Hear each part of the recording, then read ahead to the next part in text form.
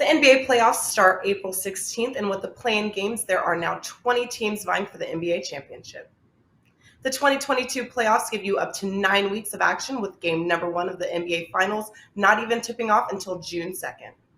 Last year, the NBA playoff package was listed for $249, but we've made it even better this year by lowering the entire 9-week playoff package to $199. While the early bird catches the worm may be a cliche, but it holds true to this incredible offer. The first 99 customers can use the coupon code FIRST99 and save an additional $50 off the playoff package, dropping the price down to $149. That's right, 9 weeks of NBA action for $149. That's under $17 per week. Act fast to use code FIRST99, as only the first 99 customers can use this code.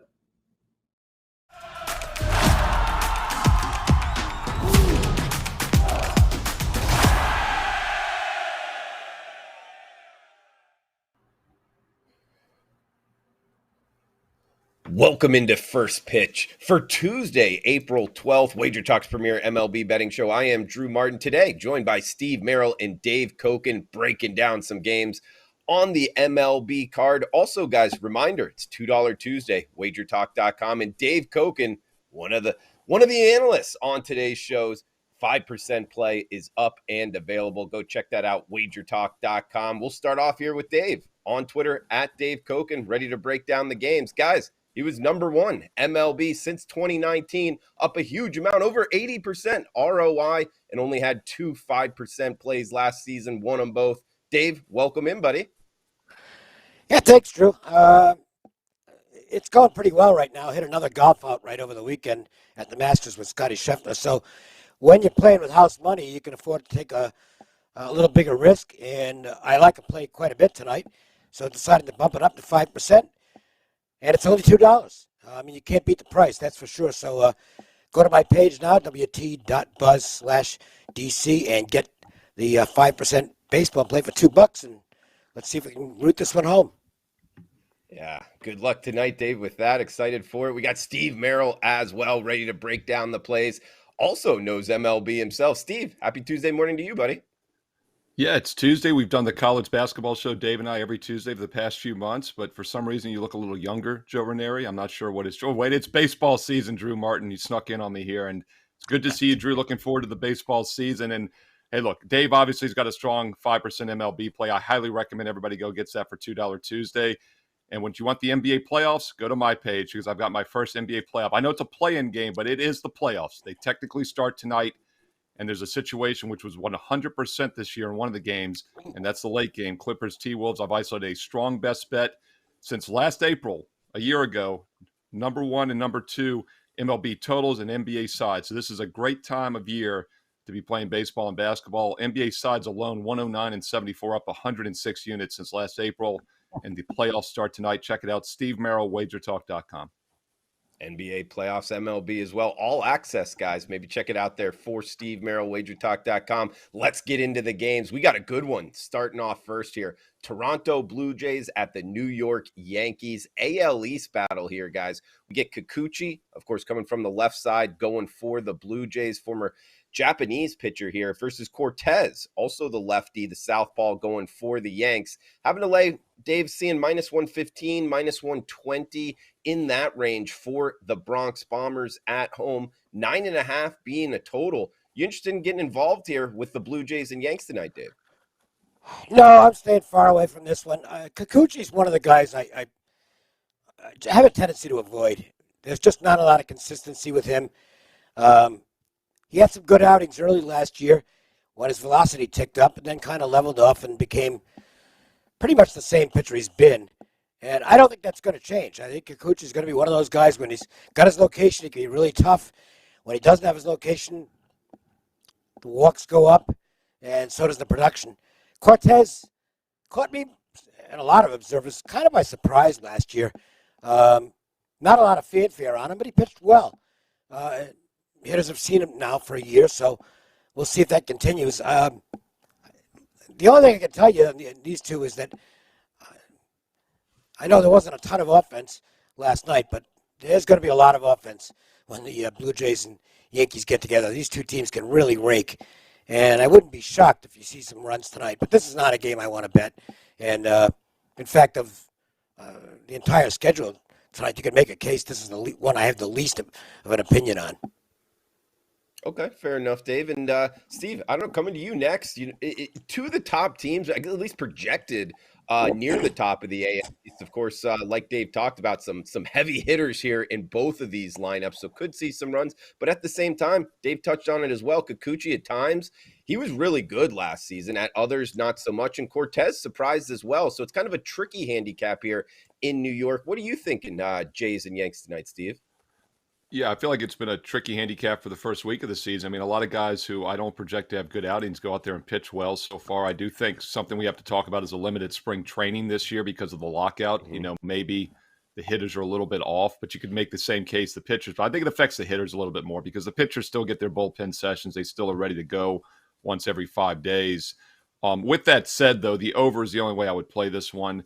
I do give the Yankees a little bit of a pass. As Dave said, a bad offensive showing last night, or yesterday rather, on Monday against the Blue Jays. No runs, 4 hits. But keep in mind, that was coming off 3 straight games against rival Red Sox to start the season, including the Sunday night ESPN game. Teams often come out a little hungover after that. Toronto, meanwhile, was taken to the road for the first time. They only put up 3 runs, but they actually had 10 hits. And they've had 9 hits or more in all 4 games this year. So that shows this is as potent of an offense as there is in baseball. So I trust Toronto to get there, and I think New York does bounce back with a better effort here tonight. They had 11 hits in that game Sunday. Despite putting up only 3 runs, it was pretty misleading. They out-hit the Red Sox 11-5, even though they lost that game 4-3. I think over or pass on this one. Did open as high as 10, down to 9.5. Would love to get that key number of 9. Maybe we get it. It's 9.5 under 20 right now, so keep an eye on this. If you see a 9 or less, pull the trigger. Good stuff from both Dave and Steve here in the AL East matchup. Moving down the list, we're going to Colorado Rockies at the Texas Rangers. Middle game here as we get Chad Kuhl going for the Rocks here, Steve. Total of 10. Martin Perez, he's a southpaw, going for the Rangers. Minus 150 for the Texas Rangers. Not normally used to seeing a price here on the Rangers in terms of minus 150. Steven, to your point on the first game in terms of spring training, something I noticed in doing the research here, Perez, the 31-year-old Venezuelan, only 3 innings in spring training. So it's kind of a talk about tricky handicaps coming out the beginning of the season here. Him only throwing 3 innings, now getting a start in the show. Kind of a tough one there. And on the other side, Chad Kuhl, 5 innings, and he gave up 13 hits in spring training. So not sure how much that factors into your handicap for the regular season, but it's something that popped off the page at me, Steve. What are you thinking here, Rangers and Rocks?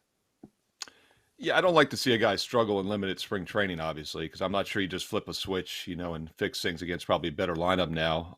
The concern is if you're not too familiar with guys, in these interleague games, that is often an issue. They don't see the other pitchers as much unless they've, been in the league before. And I do think early on pitchers have the edge when hitters don't have a lot of at-bats against them. So these games could start a little slow. This is an interleague game, so that's something to keep an eye on. 2 teams that can hit the ball when given the chance. Obviously, Colorado, you got to tread lightly with their overall seasonal stats because that thin air and altitude in Colorado distorts everything. They put up 9 runs on Sunday against the Giants at home, but then they followed it up. No rest situation, possible letdown spot yesterday was 6 runs, 14 hits. So they are in good current form offensively. Texas, meanwhile, 9 hits or more in 3 straight games.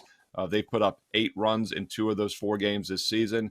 I'd lean over once again. There are some concerns, as you mentioned, but I think Kuhl's going to struggle a little bit in this lineup. That's why we see him as a $1.40 dog. I'm not willing to jump in at that price.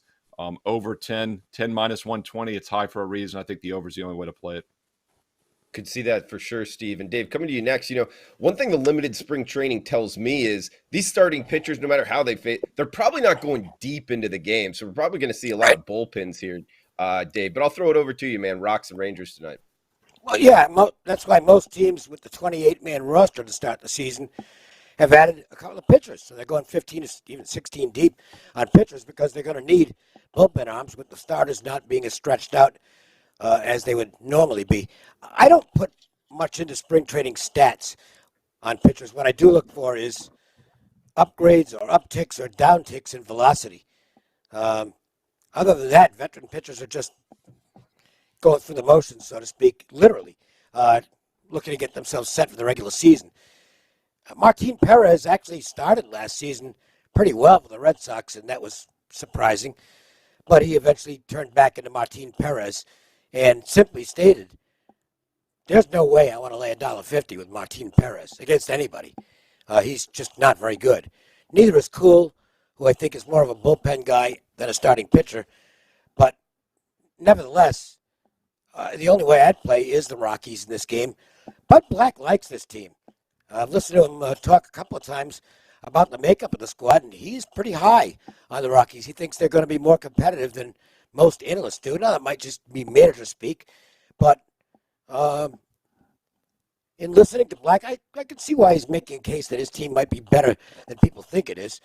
As far as this game goes, not going to be a bet for me, but again, to me, if you're looking for just a little line value, it's probably with the Rockies. I think this line's probably 10 or 15 cents higher than it should be, based on the fact that Martin Perez is just, he isn't any better than Chad Kuhl, let's put it that way. And I think the Rockies are a side I'd lean to. However, the reason I didn't play it is I still make the Rangers the winner in the game. And so I'm not one who grabs value just for pure value's sake. I need to think my team's going to win the game if they're the dog, and I don't think that's the case here. So lean Rockies, that's it.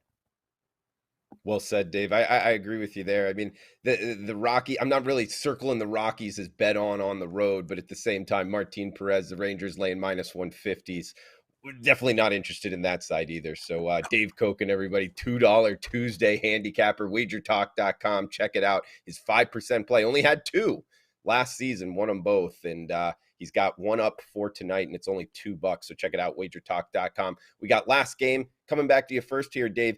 Houston Astros, Arizona Diamondbacks. We get Garcia going for the Stros. Luis Garcia, a lot of upside with this kid, 25-year-old Venezuelan. Spring training-wise, he pitched 5 innings, 9 strikeouts. I know you said not putting too much there into spring training, but the velocity was there. Bumgarner coming from the left side here. Of course, the ageless one in Madison Bumgarner. Getting a plus price, minus 150 here for the Stros on the road. What are you thinking in the desert there, Dave? Well, he's not the ageless one because Mad Bum isn't anywhere near where he used to be. And True. In his first start, you saw an example of it. He just completely lost his command in 1 inning and walked 4 batters. And those are things that just didn't happen with him years ago. He's getting by because he's Madison Bumgarner and knows how to pitch. But he's facing a nasty lineup here in the Astros, and the Astros look good out of the gate. Garcia's the better pitcher. I don't think this one's that complicated. I'm not a big fan of laying substantial numbers on the road, but I'm not going against Garcia and the Astros here. I mean, it would be the Astros in a pass, and just looking at the line in the game, this is a game. Honestly, I was hoping it would be Zach Gallen here. I would have played the under. With Bumgarner, I don't have faith to do that. Line of the game has gone up. I think it's too late now to play the Astros. If you got there when it was minus 135, I think that was pretty, I won't say a bargain, but a playable price. 155-ish, nah. We'll call it a lean of the Astros, but that's too steep for me to lay. But I don't want any part of Mad Bump at this point. Okay, fair enough. And yes, Steve, maybe a poor choice of words on my part in terms of the ageless one. And one thing I noticed with his first start, he did go 3 innings against the Padres, but had 4 walks in 3 innings. That was a little alarming to me. I don't like betting on. Yeah, go ahead, Dave. It was 4 in 1 inning. He completely lost the strike zone in 1 inning. So all 4 of the walks came in the same inning, and that's he was lucky to get out of that without too much damage done. Yeah, great point. I mean, 4 walks in 1 inning. It's just usually alarming to me, Steve. I don't like betting on pitchers usually in their next start after a ton of walks like that. He did only have 1 earned run, made his way out of it, but still, that's what makes me look towards the Stros. Might be a little bit too rich here, minus 150 on the road. Interested in your thoughts here in Arizona tonight, Steve.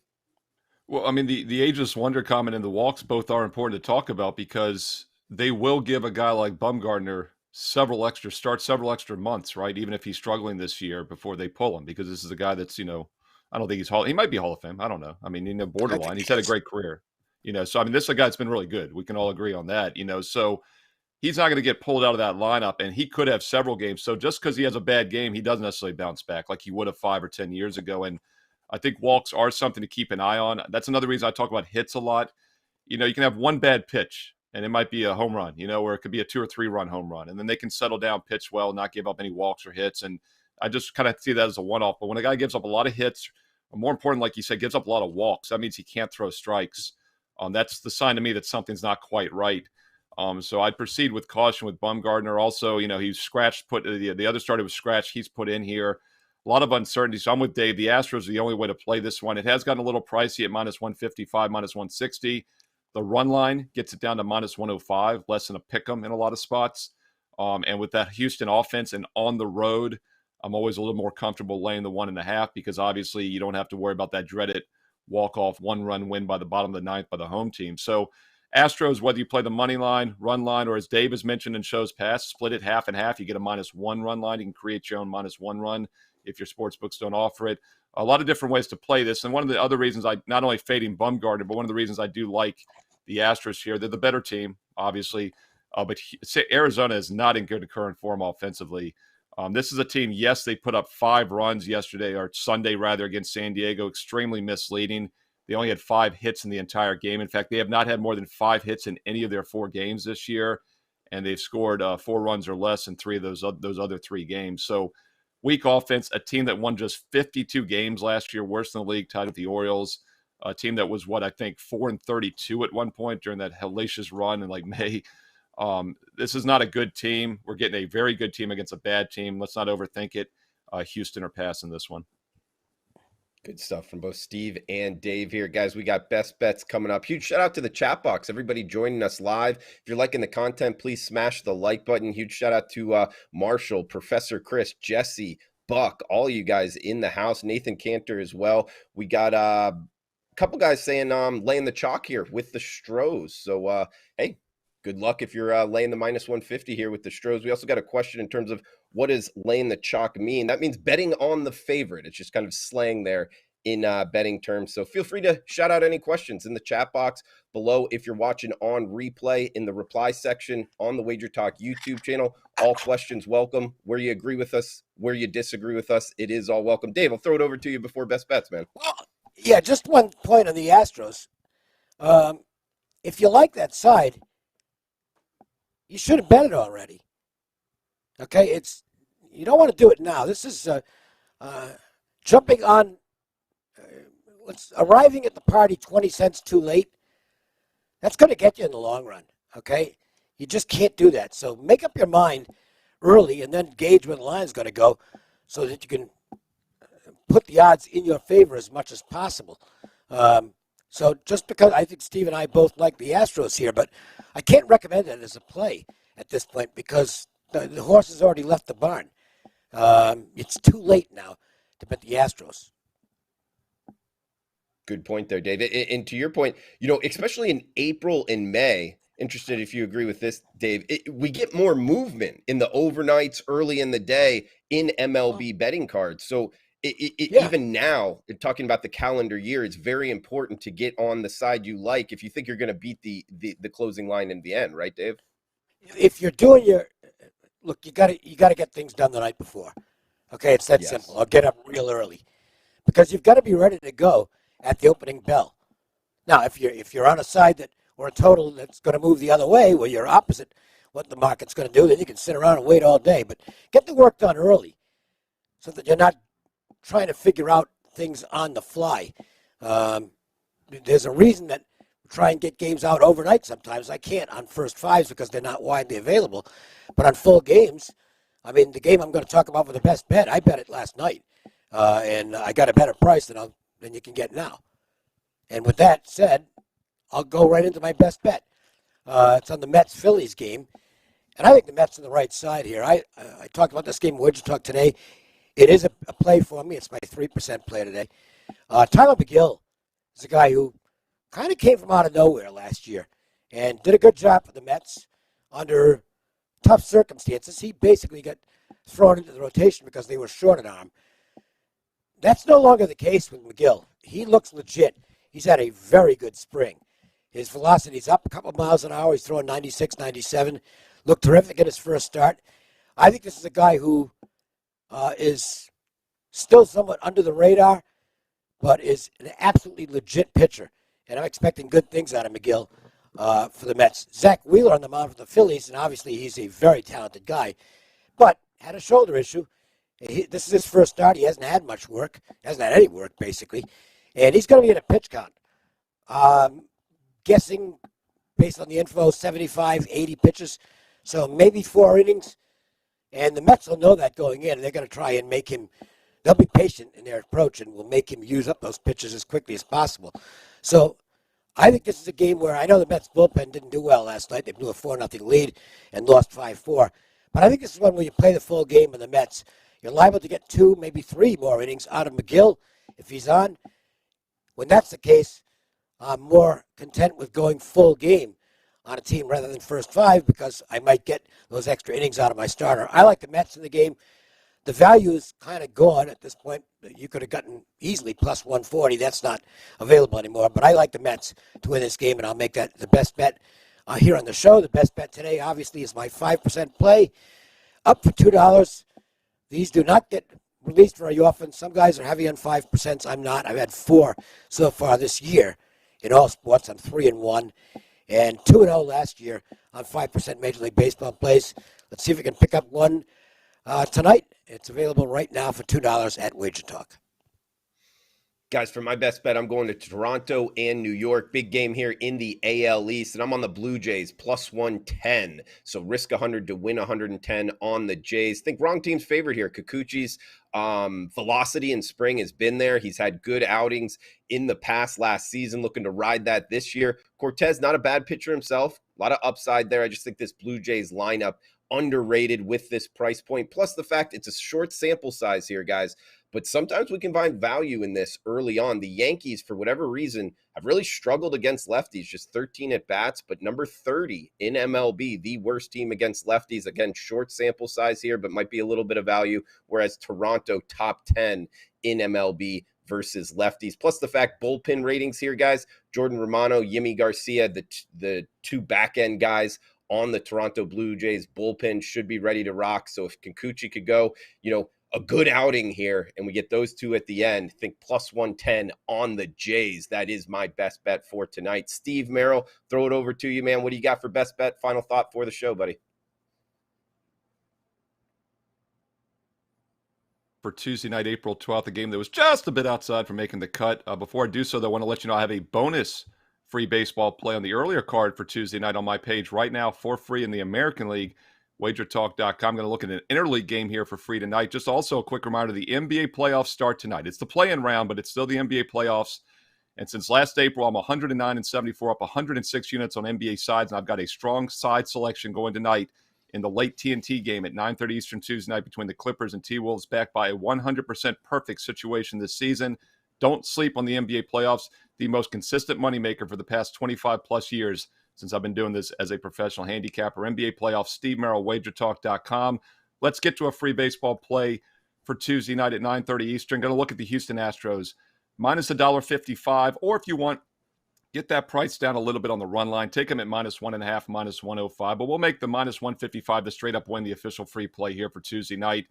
And obviously never a problem backing the Astros, one of the best teams in the league, very good offensive team, but also never a problem fading the Arizona Diamondbacks. Let's put into how bad in perspective they were. Them and the Orioles last year each won 52 games, dead last in baseball. If you look expected win-loss record, though, the Orioles should have gone 62-100.